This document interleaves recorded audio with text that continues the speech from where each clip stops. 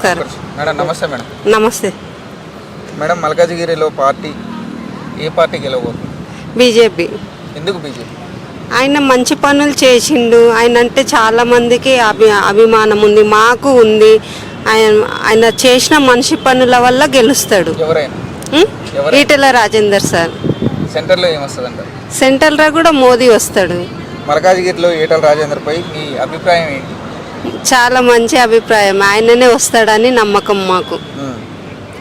ఒకప్పుడు ఇదే మోడీని తిట్టిన ఈటెల ఇప్పుడు పొగుడుతుంటే మీకు ఏమనిపిస్తుంది? అంటే అప్పుడు తెలియనప్పుడు ఎవరైనా తిడతారు. ఇప్పుడు ఆయన చేసిన మంచి పనులు అన్నీ గుర్తొచ్చి ఇప్పుడు ఈయన మంచితనంతో ఉన్నందుకు ఆయన కూడా దగ్గరికి తీసుకున్నాడు. రీసెంట్గా ప్రభుత్వం కాంగ్రెస్ నడుస్తుంది కదా మేడం, ఒకవేళ కాంగ్రెస్ కాకుండా సెంటర్లో ఇంకేదైనా వస్తుంది అంటారా? లేదు, బీజేపీ వస్తుంది అసలు పక్కా. ఎందుకు బీజేపీ వస్తుంది అంటారు? మోదీ అన్ని మంచి పనులు చేసిండు. రేషన్ బియ్యం ఇస్తున్నాడు, మంచి అసలు కరోనా టైంలో వ్యాక్సిన్ అందించిండు. ఎవరు చేసిండ్రు అసలు?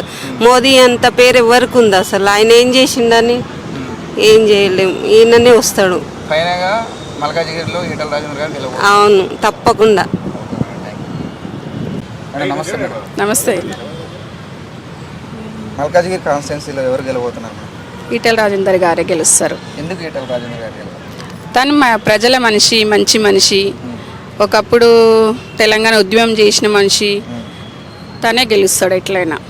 మల్కాజిగిరిలో ఏ పార్టీ బలం ఎంత? బీజేపీ బలమే ఎక్కువ ఉంది, తర్వాతనే టీఆర్ఎస్. సెంటర్లో ఏది మీ అభిప్రాయం? మోడీ గారే. ఎందుకు మోడీ గెలవాలంటే?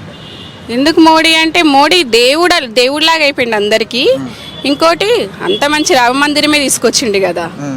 రామ మందిరం తీసుకురావడము, ఇంటింటికి అక్షంతలు వంచడము, అది అందరికీ మంచి అభిప్రాయం ఉంది మోడీ మీద. మోడీ గెలుస్తాడు. మోడీ ఆశీస్సులు ఉన్న ఈటెల రాజేందర్కు ఉన్నాయంటారా? ఉన్నాయి. ఎందుకట్లా అంటే మంచి అభిప్రాయమే ఉంది ఈటెల రాజేందర్ మీద కూడా. మోడీకి ఈటెల రాజేందరే గెలుస్తాడు.